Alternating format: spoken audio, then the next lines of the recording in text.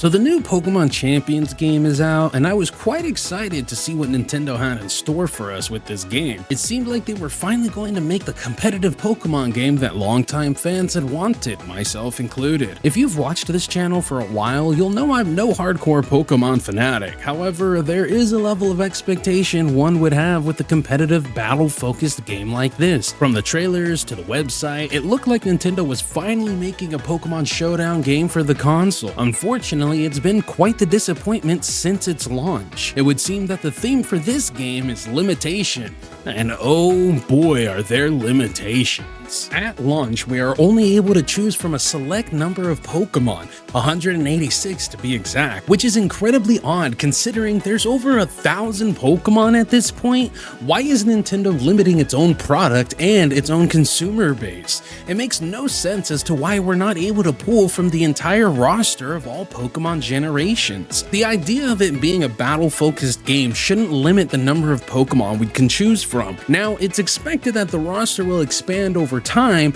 However, my biggest fear is that because the game is free, the rest of the Pokemon will come in the form of a purchasable DLC in the near future. Not only are you limited by the number of Pokemon you can use, but the game itself doesn't even tell you which Pokemon you can transfer over and which you can't. No grayed out slots or markings telling you which ones are and are not viable for the game. Normally, we'd have to look up to see which handful of exclusive Pokemon we can obtain depending on the versions we buy. However, with Champions, you have to look up which Pokemon are even available to use.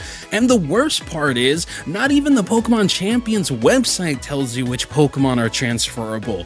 So if you, the unknowing consumer, decides you want to transfer over your favorite Pokemon to Champions, you're in for a rude awakening when you go to the Pokemon Home app and find that, uh-oh, you just sent one or more Pokemon forward that can't even be used in the game you just downloaded. Now, there are of course the main roster of Pokemon that will be available, such as your Blastroids, your Charizard, your Meganiums, your Alakazams, your Pikachus, your Raichus, pretty much any Pokemon that has a Mega Evolution you can expect to be in Champions, anything that's been a staple for the Pokemon franchise in and of itself. The big names, the big hitters, they were most likely going to be in the Pokemon Champions roster. However, there's a lot of other Pokemon that are just completely left to the wayside.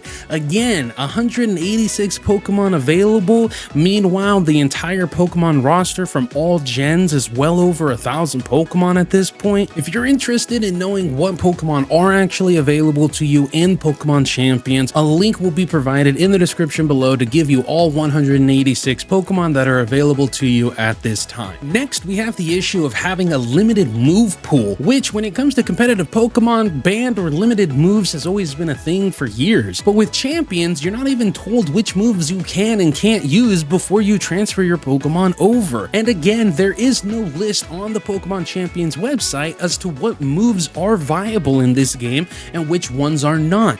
The only thing it is that it tells you is that there are certain moves that are not transferable and that you will have to change out once those Pokemon are transferred over if they have those moves. And to make matters worse, you have to spend points to change out the non-usable moves, which means get to grinding and stack up some points or you're pretty much SOL when it comes to building the Pokemon and the team that you desire. Personally, I believe if that was the case, they should have been more upfront with it with their trailers, somewhere in bolder print rather than just in the fine print on their website, so that way you actually can know before you transfer your Pokemon over. So that way you don't have to turn around and spend any of the points that you've gathered from going in ranked battles or casual battles. Honestly, they're making you have to pay for them not telling you the rules of the game. And this really annoys me because this is Nintendo's lack of foresight and forcing us to have to spend credits in order to go ahead and create a viable move pool for a Pokemon and for our team. Now, I know it's not the biggest thing in the world to go ahead and grind a little bit and then spend those credits credits in order to change those moves out.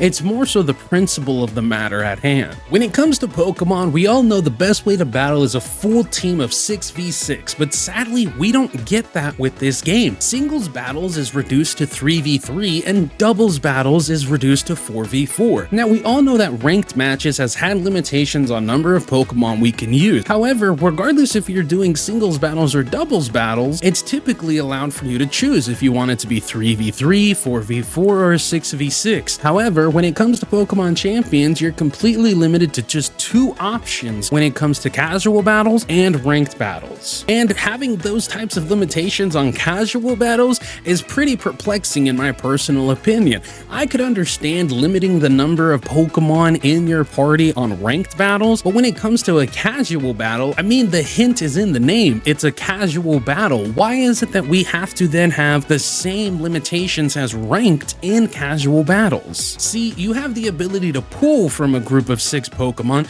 but you can't use all 6 Pokemon. See, I told you the theme for this game on launch has been limitation, and it's only getting worse. And that brings me to the ultimate limitation in my personal opinion, and that's that there is no 6v6 in custom battles either. You're limited to the same rules as if you were playing online. Custom and private matches has always been a place where you as the consumer get to create your own rules within the game. So it's incredibly mind-boggling as to why it is that not only do we have limitations in ranked, but we have those same limitations in casual battles and custom battles. At this point, there's not even a reason to have casual battles or custom battles because all of it is limited in the same exact manner. Next on our list of limitations is the items that you're allowed to use. Those two have been limited, and yes, even in custom battles. Now, we all know there's always been the rule of one when it comes to items in battle with Pokemon. You can't turn around and show up with the full team of leftovers, white herbs, whatever it may be. However, that's in battle. Champions has taken that to the next level and limited the items you can have in the game in general. And again,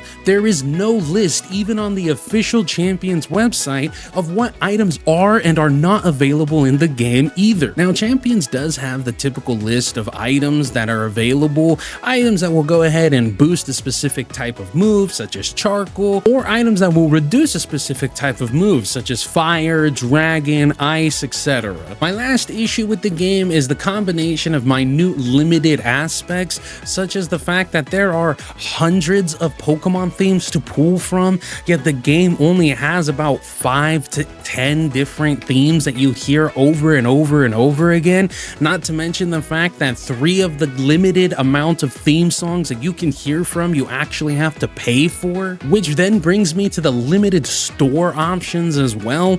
A majority of the store is taken up by buying things such as hoses, emotes when throwing a Pokeball. I mean, 5,000 credits to spin around and throw a Pokeball, and personally to me just seems like a complete waste. All in all, this game is a major letdown from what I was expecting after watching the game trailers and reading the Champions website. Sadly, they made it seem like they were taking the idea of Pokemon Showdown and turning it into a console game.